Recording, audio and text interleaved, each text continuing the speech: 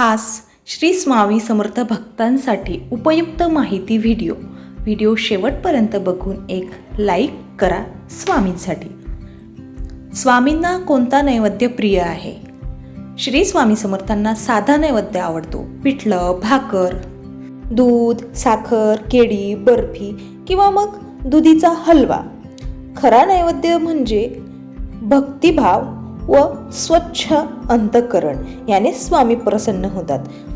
गुरुवारी पिवळे वस्त्र घातल्याने खरंच स्वामी खुश होतात का?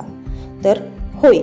पिवळा रंग हा गुरु, ज्ञान, वैभव आणि सकारात्मक ऊर्जेचा प्रतीक आहे. भक्तांनी पिवळे वस्त्र घातल्यास गुरु तत्व प्रबळ होते आणि ह्यामुळे स्वामींची कृपा लवकर लाभते व कार्यसिद्धी होते. गुरुवारी सोने खरेदी करावे का? तर गुरुवार हा गुरुचा दिवस असल्याने सोने खरेदी करणे अत्यंत शुभ मानले जाते. सोने म्हणजे लक्ष्मी आणि गुरुवार म्हणजे गुरु लक्ष्मीचा संगम. यामुळे घरात वैभव व समृद्धी, स्थैर्य वाढतं. आता गुरुवारी नवीन व्यवसाय सुरू करावा का? तर उत्तर होय. विशेषतः गुरु पुष्य नक्षत्र शुभ मुहूर्त असल्यास गुरुवार हा नवीन कामाला अत्यंत फलदायी ठरतो. ह्यामुळे व्यवसायात यश, वाढ आणि चांगले ग्राहक व धनप्राप्ती होते. स्वामींच्या मते गुरुवारी कोणतं काम करा ते अत्यंत शुभ असते. तर गुरुवारी दानधर्म, व्रत, स्वामींची पूजा, गुरुचे नामस्मरण, गरिबांना अन्नदान, वडीलधाऱ्यांचा आशीर्वाद घेणे हे अत्यंत शुभ मानले जाते. यामुळे पापक्षालन, पुण्यवृत्ती आणि गुरुस्वामींचे अपार आशीर्वाद मिळतात. गुरुपुष्य अमृत योग म्हणजे नेमकं काय? तर गुरु आणि पुष्य नक्षत्र म्हणजेच गुरुपुष्य अमृत योग हा योग सर्वश्रेष्ठ सिद्धी व धनप्राप्ती कारक मानला जातो. ह्या दिवशी सुरू केलेले काम निश्चितच यशस्वी होते आणि खरेदी केलेले द्रव्य कधीही नाश पावत नाही. श्री स्वामी समर्थांना गुरुवार का प्रिय आहे? तर उत्तर गुरुवार हा बृहस्पती ग्रहाचा दिवस आहे. बृहस्पती म्हणजे ज्ञान, धर्म आणि गुरुतत्व. स्वामी समर्थ हे अनंत ज्ञान स्वरूप आहेत. म्हणून गुरुवारी स्वामींची उपासना केल्याने ज्ञान, श्रद्धा आणि कुटुंबात सुख शांती मिळते. श्री स्वामी समर्थांचा जप 108 वेळाच का करावा? तर उत्तर 108 हा अंक पूर्णतेचे प्रतीक आहे. ब्रह्मांडातील 12 राशी गुणेला 9 ग्रह बरोबर 108 हा जप ब्रह्मांडाशी साधकाचे तादात्म्य घडवतो. त्यामुळे स्वामींचा जप 108 वेळा केल्यास मनशुद्ध, स्थिर आणि कार्यसिद्धी होते. स्वामी समर्थांच्या चरणी ओवाळणी का करतात? तर उत्तर ओवाळणी म्हणजे अहंकाराचा त्याग. ज्योतीने ओवाळून आपण सर्व दुःख, संकट दूर व्हावी आणि प्रकाश मार्ग दाखवावा अशी स्वामींना प्रार्थना करतो. त्यामुळे घरातील नकारात्मक ऊर्जा जी आहे ती नाहीशी होते. स्वामी समर्थांना नारळ अर्पण का करतात? तर उत्तर नारळाचे 3 डोळे हे त्रिमूर्तीचे प्रतीक आहेत. त्यामुळे नारळ अर्पण केल्याने पापांचा नाश होतो आणि आयुष्य, धन व आरोग्य वृद्धिंगत होते. स्वामी समर्थांचे हे खूप उपाय छान प्रभावशाली आहेत. अक्कलकोट निसंशय हा शब्द का उच्चारला जातो? तर हा शब्द श्रद्धेचा दृढ निश्चय दाखवतो. म्हणजे अक्कलकोटचे स्वामी समर्थ माझे रक्षण करतीलच अशी खात्री. हा शब्द उच्चारल्याने भीती, शंका आणि संकट दूर होतात. स्वामींच्या समाधीवर उडी का मारतात? तर ती उडी म्हणजे संपूर्ण शरणागती. माझे अहंकार, माझे दुःख सगळं तुझ्या पायाशी ठेवतो असा भाव असतो. भक्तीतील पूर्ण समर्पण हेच त्यांचं कारण आहे. बोला श्री स्वामी समर्थ महाराज की जय. स्वामी समर्थांच्या नावाचा जप रस्त्यात चालताना का करावा? तर याचं उत्तर आहे कारण स्वामींचं नाव हेच कवच आहे.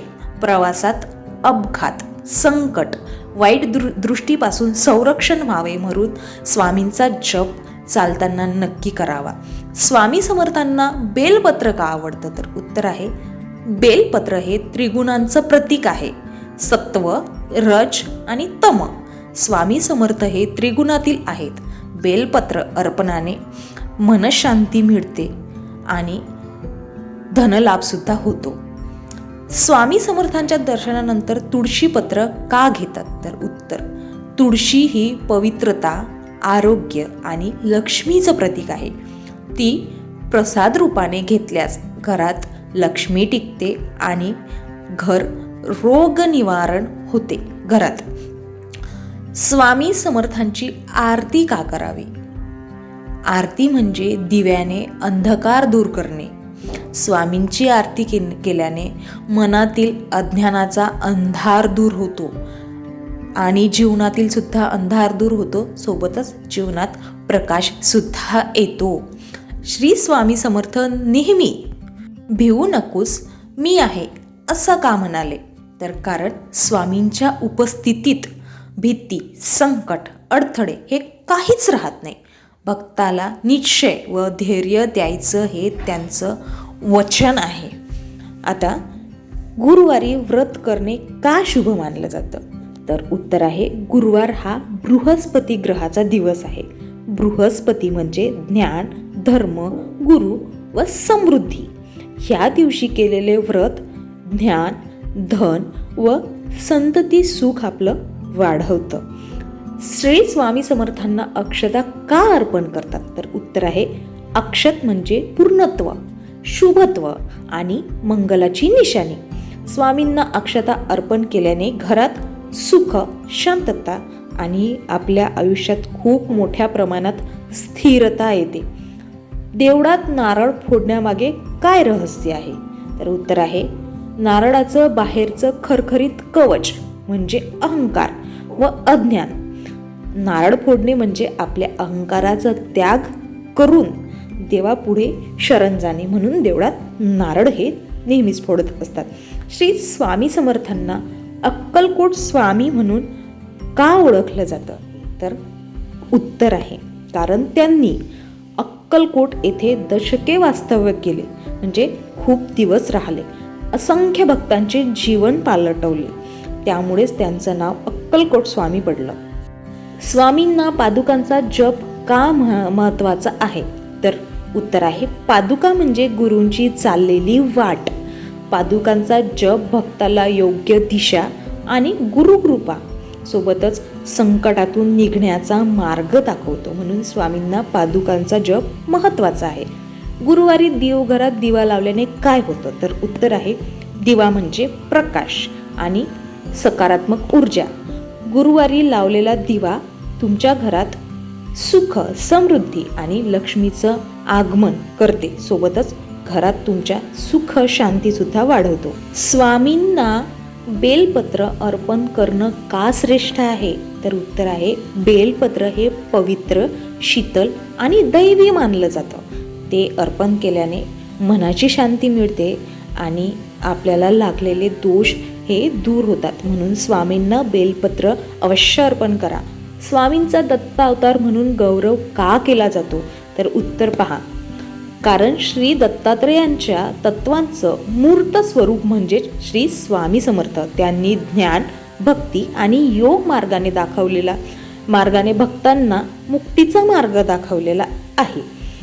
गुरुवारी उपवास ठेवणं का फलदायी आहे? तर उत्तर आहे, गुरुवारचा उपवास शरीर शुद्ध करतो, मन स्थिर करतो आणि बृहस्पती ग्रहाची कृपा आपल्या आयुष्यात मिळवून देतो. ह्या कृपेने आपल्या आयुष्यात प्रगती होते. गुरुवारी केस, दाढी काढणे का टाळावे? कारण हा दिवस गुरु व देवकार्यासाठी शुभ मानला जातो. शरीराचे अपवित्र करणारे कर्म टाळावे. याचा फायदा असा होते की आयुष्यात सद्गुरूची कृपा, स्वामी समर्थांची कृपा आपल्यावर नेहमीच टिकून राहते. घरात झाडू आडवी का ठेवू नये? तर झाडू हे लक्ष्मीचं रूप मानलं जातं आणि आडवी ठेवल्यास ही लक्ष्मी निघून जाते. तर झाडू कधीही उभी ठेवू नये, ती नेहमी आडवी ठेवावी. याचा फायदा काय होते? घरात नेहमी लक्ष्मी प्रसन्नता राहते. झाडू मारणे रात्री झाडू मारणे का अशुभ म्हणतात? तर रात्री झाडलोट केल्याने धन व सकारात्मक ऊर्जा आपल्या घरातील बाहेर पडते. यामुळे रात्री झाडू मारू नये.